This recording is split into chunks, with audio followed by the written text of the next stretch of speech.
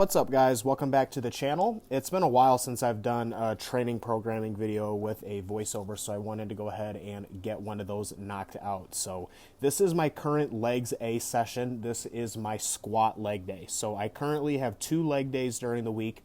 One on Sunday, which is a hinge focused one where I do RDLs, and then this session that you're seeing right here gets done on Thursday. So I've posted this session before as a walkthrough video, but my programming has changed a little bit since then, so it'll be just slightly different.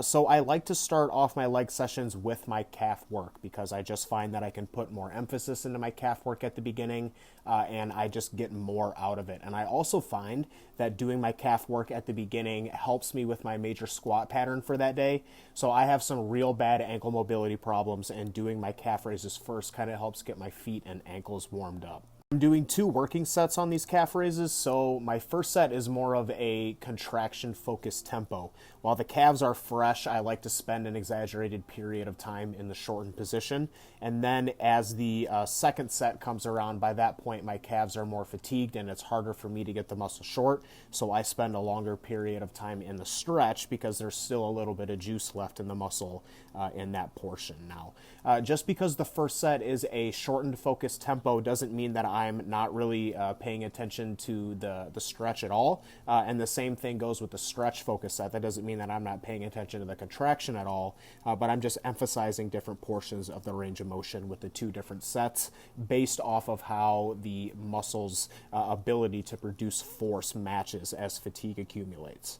After I do my calf raises, I like to get into my adductor work, and the adductor is a machine that I feel like is very important for bodybuilders. I think that having very developed adductors is a huge weapon on stage.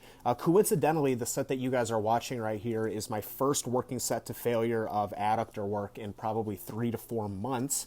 I hurt my adductor a while ago, and it's just been a very slow rehab process for me to kind of get back to the point where I can do some full intensity work and still feel relatively safe in terms of the strain that I'm putting on that tendon.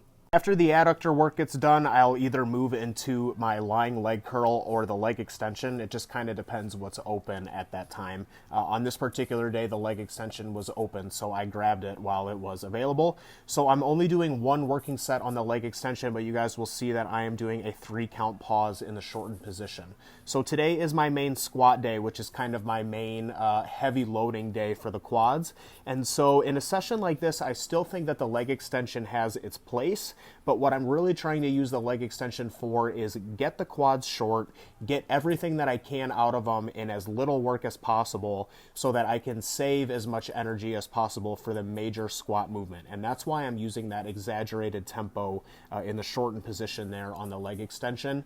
The leg extension is the only exercise that we have available to us that can fully get the quads short. So I really like to take advantage of that, especially when I'm only doing 1 working set by using an exaggerated tempo like that. From there, I will move on to the lying leg curl, and the lying leg curl is an exercise that I'm doing 2 working sets on. I'm not really using any particular emphasis within my tempo, so I'm not really focusing on the shortened position, not really focusing on the lengthened position. I'm just trying to keep even tension throughout the entire range of motion.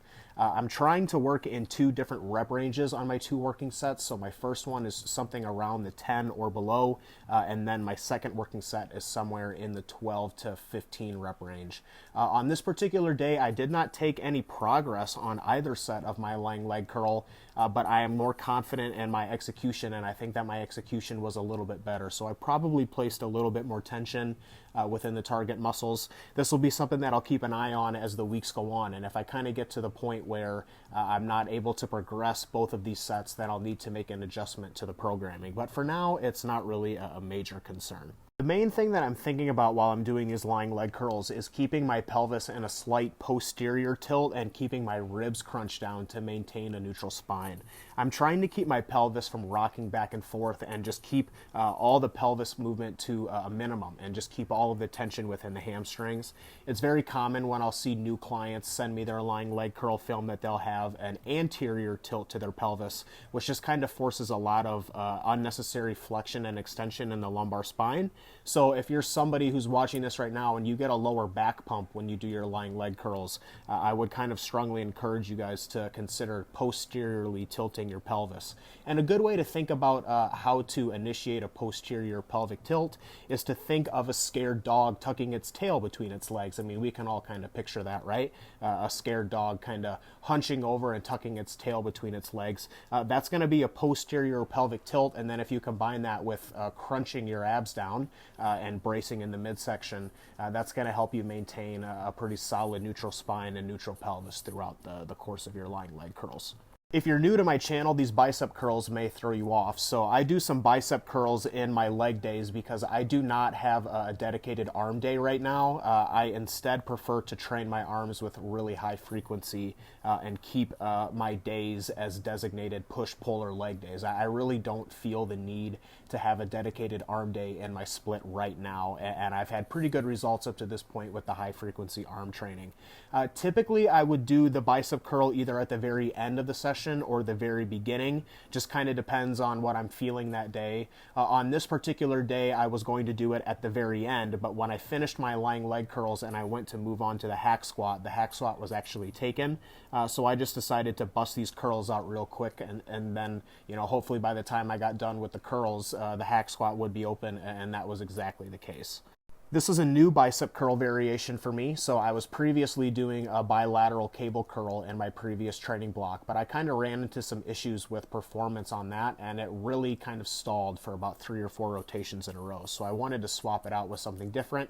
This high cable curl is a really interesting bicep curl variation because it really prioritizes the long head of the bicep because of the position that the shoulder goes in while we're doing the curl. So not only does this curl have the potential to develop the long head of the bicep better from a hypertrophy standpoint, it also can kind of have some benefit in strengthening the tendon around that area, and bicep tendonitis is an area that I really kind of deal with a lot of recurring issues with, especially on my right hand side. So this is another one of those exercises that kind of has more than one purpose for me. Not only is it a hypertrophic exercise, it's also an exercise that's kind of helping improve my functional movement and my overall stability.